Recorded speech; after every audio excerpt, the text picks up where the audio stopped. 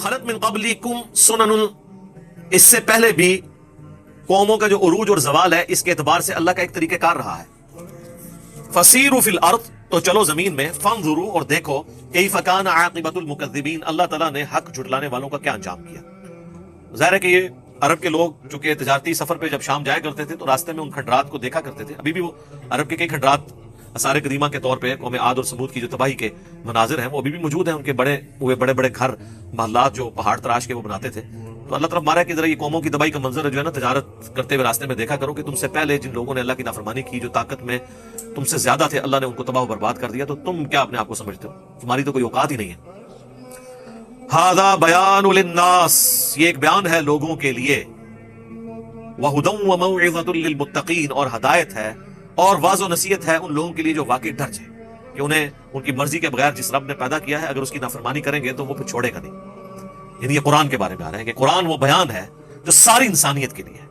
यहाँ पे मुसलमानों के लिए नहीं, पूरी इंसानियत के लिए। हादा बयानुल लिन्नास, पूरी इंसानियत के लिए ये कुरान जो है वो बयान है, वह हुदन, वो और हदायत है, वह मौइज़तुल लिल मुत्तकीन, और वाज़ो नसीहत है उन लोगों के लिए जो वाकई डर जाएं कि हमें मरने के बाद अपने रब के हुजूर पेश होना है।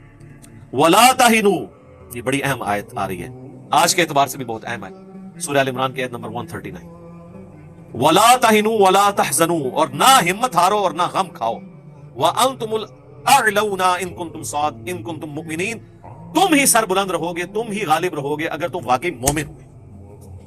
वैसे तवील खास के एतबार से तो ये मुसलमान जो ताजा ताजा जख्म खा चुके थे उनको तसल्ली दी गई है, कोई नहीं, आंदा तुम्हारी फतूहात पक्की है, लेकिन तुमने अल्लाह के ताबे फरमान बन के रहना है। और क्या है कि हिम्मत दिखानी है और गम नहीं खाना, और तुम ही गालिब होगे अगर तुम्हारा ईमान सच्चा हो। बस इसको आप उलट कर लें, हिम्मत नहीं दिखाओगे और बस गम ही खाते रहोगे कि क्या हो रहा है, ये यहूदियों की साजिश हो रही है मुसलमानों के खिलाफ, तो और के यहूदी साजिश ना करते के कारण तो यानी आगे गले चार पावट साजिश ही कर दी है, यही काम है ना।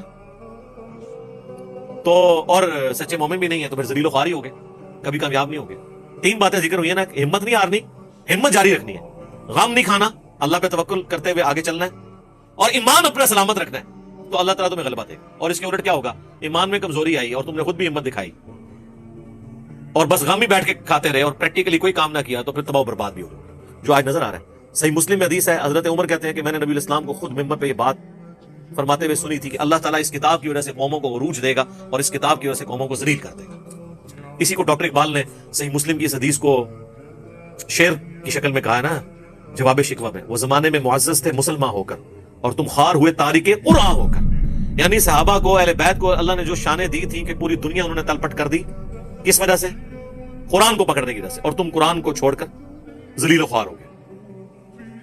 और यही बात गदीर खुम की हदीस में भी है, सही मुस्लिम में, उसमें कुरान और अहले बैत का जिक्र आया, लेकिन कुरान का जिस शान से जिक्र आया कि कुरान अल्लाह की किताब है, इसमें हिदायत है, इसमें नूर है, ये अल्लाह की रस्सी है, तुम इसे पकड़ो, अपना ताल्लुक इसके साथ मजबूत करो।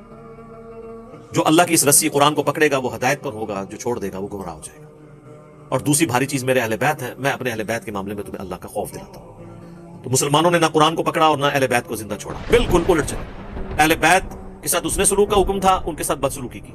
कुरान को पकड़ने का हुक्म था गुमराही से बचने के लिए, इसको अल्लाह की रस्सी के तौर पर, वातसिमू बिहब्लिल्लाहि जमीअन वला तफर्रकू, जो इसी सूरह आल इमरान की आयत नंबर 103 गुजर चुकी है, बिल्कुल इसके उलट चले। तो अब अल्लाह ताला देखें, अल्लाह ताला फरमा रहा है कि भाई फिर तो यही कुछ तुम्हारे साथ होना है, अगर तुमने मोमिन बन के रहना पक्के, फिर अल्लाह की गैबी मदद होगी। इन यमससकुम करहुन, अगर आज तुम्हें चोट मिली है, फकद मसल कौमा करहुम मिस्लु, तो तुम्हारी जो मुखालिफ पार्टी है ये भी तो इस तरह की चोट खा चुके हैं बदर में। आज अगर तुम्हें ओहद के अंदर तकलीफ पहुंची है तो बदर के अंदर उनके साथ भी यही कुछ हुआ था। आज अगर मदीने के कोई घर नहीं बचा जिसमें कोई मैयत ना हो, तो उस वक्त मक्के का कोई घर नहीं बचा था जिसके अंदर कोई मैयत ना हो। वह तिलकल अय्यामु नुदाविलुहा बैनन नास, ये तो दिन है जो हम लोगों के दरमियान फेरते रहते हैं, कभी किसी का पलड़ा ऊंचा, कभी किसी का पलड़ा ऊंचा। सर ये बड़ा यूनिवर्सल ट्रूथ है कुरान में जो बयान हुआ है। यहाँ पे भी आप देख ले, कोई पॉलिटिकल लीडर है, कोई डिक्टेटर है, वही समझता है कि पता नहीं, मैं दुनिया में मुझसे पहले तो कभी कोई इस तरह का इंसान आया नहीं है, लेकिन दिन कैसे फिरते हैं। आपने तो हम पाकिस्तान की हिस्ट्री में किस तरह उरूज व ज़वाल देखे, किधर एक हमारा एक डिक्टेटर था, किस तरह वो मुक्के लहराता था, और आज वो किस तरह मुफलिसी की जिंदगी हॉस्पिटल में गुजार रहा है। तो कहता था मैं कमांडो हूं, मैं ये हूं वो हूं, आज अदालतों का सामना करने के लिए तैयार नहीं है। आप पुरानी चीजें तकब्बुर से भरी हुई वो तकरीरें देखें और अब वो शक्ल देखें, शक्ल भी बिगड़ गई है। ठीक है जी, हाथ कांप रहे हैं, जिस्म कांप रहा है। इंसान में ताकत हमेशा तो रहती नहीं है। तो इंसान क्या है? अल्लाह ताला हमारा یہ ایام ہم لوگوں میں بدلتے رہتے ہیں. وَلِيَعْلَمَ اللَّهُ الَّذِينَ آمَنُوا، تاکہ اللہ تعالیٰ جانچے کون ہے پکے ایمان والے. وَيَتَّخِذَ مِنْكُمْ شُهَدَاءَ، اور اللہ تم میں سے شہید چن لے جو اللہ کے لیے گواہ بن کر کھڑے ہوں یا اللہ کے لیے گواہ بنتے ہوئے اپنی جان دے دے. وَاللَّهُ لَا يُحِبُّ الظَّالِمِينَ، اور اللہ تعالیٰ ظالموں سے محبت نہیں رکھتا. وَلِيُمَحِّصَ اللَّهُ الَّذِينَ آمَنُوا، اور اس طرح کی جو آزمائشیں ہوتی ہیں جنگوں کی، اللہ تعالیٰ اس کے ذریعے نکھار دے گا اہل ایمان کو. وَيَمْحَقَ الْكَافِرِينَ، اور اللہ تعالیٰ مٹا دے گا کافروں کو.